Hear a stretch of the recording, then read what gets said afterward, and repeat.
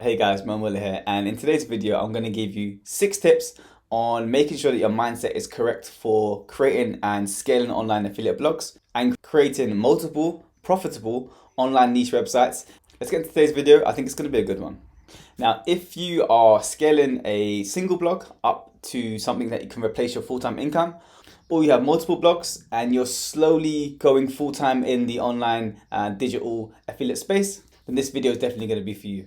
So I've got 6 mindset hacks for you today, and I'm going to go through each one individually and hopefully give you some insight into why you probably need to find a way to switch over to this mindset and why it's going to help you to potentially achieve the goals that you're looking to achieve. So the first mindset switch is from motivation to determination. Now, the important thing about scaling online blogs is that you do need to be consistent and you need to set goals, as this will generally help you to move forward. Okay, now, as you know, there's going to be lots of times where you just feel like things aren't going to plan. Maybe Google is against you with their core updates. Maybe you've lost out on some affiliate income revenue because Amazon has just dropped their rates from 3% to 1% overnight. Or maybe you're losing traffic and you just don't know why. But having a mindset of determination and knowing that whatever happens, you're going to make it work because you've seen it happen for other people, so you know it can work. And also you have the right focus to ensure that whatever does happen, you have a positive mindset to back it up. Now, the second mindset switch is from observing to giving. Now, when I say observing, I'm simply mean spending less time looking at your Google Analytics, your affiliate revenue, and your statistics from your affiliate accounts, and more time providing value to your audience. Now, one of the things that happens all the time, it's happened with me, it still does to some extent, is that I spend too much time into the data analytics and the data side of things. And for me, if I don't see some type of scale month on month in terms of traffic and revenue, then it can be a little bit deflating and it can come across as if what I'm doing isn't working. Instead, what I suggest is that you align with the goal of providing value to your audience.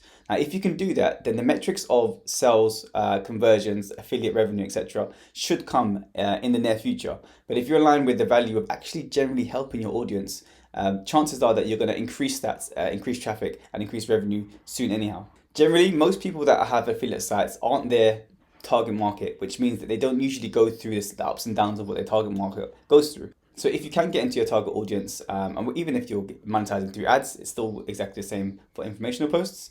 But if you can get into your audience's mindset and create the content with that in mind, it's going to have a direct impact on engagement and overall value for your blog.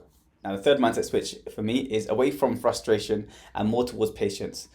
If you are going to be in this industry and you're going to use it as a full-time income, then you're going to have to know that you're going to get frustrated many, many times when some things go against you or are outside of your control. Now, having patience in general, and sometimes it can feel like you're having too much patience, but generally being patient, doing the right things, following the Google's core updates and their guidelines, and slowly seeing some changes happen to your website over time is a better mindset to have. Now, if you can do that over long terms, it means that you're not going to be put off by any short-term effects and movements that go against you, and hopefully will mean that you're in it for the long run. So even if there's turbulent times ahead, you can see the light at the end of the tunnel. Now, the fourth mindset switch is a really interesting one because it moves away from one that is not spending to investing. Now, what I mean when I say that is that most hobby bloggers or someone that's doing it part-time, or even someone that's slowly moving to the full-time type income, is very reluctant to spend money because they're trying to keep all their costs low. However, if you actually want to move into the full-time core value of being a niche website owner and having it replace your full-time income, a better mindset to have is to see investments, whether that's going to be invested in courses, education, tutorials, memberships. It should be seen as an investment and an expense against your growth and your learning. Now, oftentimes that can be just as important as using the revenue that you get from your blog as that starts to grow and investing it back into your blog. It could be just as important to invest in your own education and growth because you'll be able to use that as a stepping stone to actually grow your blog even more. Now, for me, this is one of the things that I probably didn't do as much as I should have when I first started out. And I can honestly say that I did see the cost of not spending and not investing in my own education. I had to do it the hard way and things took a lot longer. So if the opportunity arises and you have the available revenue or investment to spend on your own education, especially when the education should help you grow your blog on training or a tutorial, for example, it's wise to invest in yourself. The fifth mindset switch is away from failing and more to do with learning. As you go through the process and journey of making tons of mistakes in your blog, making tons of mistakes building content, building backlinks, doing maybe the wrong on-page SEO, or not monetizing your blog correctly, it can feel like you've made too many failures for this to work. For me, the mindset switch is away from failing and more towards learning. Especially if this is your first blog, you're never going to make all the right choices initially, and you need to be happy and open to the fact that instead of it being a failure point, it's just a learning point that you can use for your next blog, number 2, number 3, and hopefully down the line in a few years' time, you can have a really successful blog. You use those skills, those failure points, to put into a more solid plan and blueprint for your future blogs, your future websites, and hopefully your future businesses.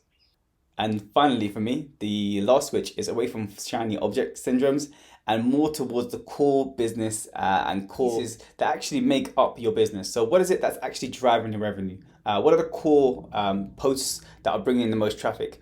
What are the core affiliate partnerships that are bringing in the most revenue? And what are the core things that you are doing every single day that are actually increasing your visibility on the search engine results, potentially on your social channels, on Pinterest and Facebook, etc.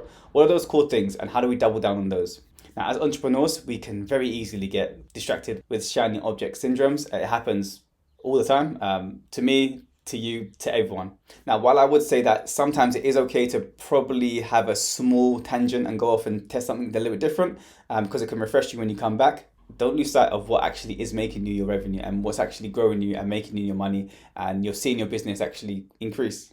The best time to really chase shiny object syndromes is when you have a team and you have a lot of budget around you, and you can allocate 10%, 15% for your team member to go ahead and scale out a whole campaign in YouTube, for example, scale out a whole campaign in a different niche where you have no experience in or expertise in, and see how that goes. Then, of course, based on the data that comes back, you can always adjust your budget or your time and invest it where you see fit. But don't forget, the core reason and the core thing that's going to drive your business is your primary business. That's usually your first blog or your biggest and highest earning content site or affiliate site, and that's where you should spend most of your time. So those are the 6 things that I would recommend in terms of a mindset shift. And if you really want to take this full time and see a full-time income, having these things close to hand and using them on a day-to-day basis is definitely going to help. Hopefully that's been insightful for you, and I'll see you in the next one. Take care.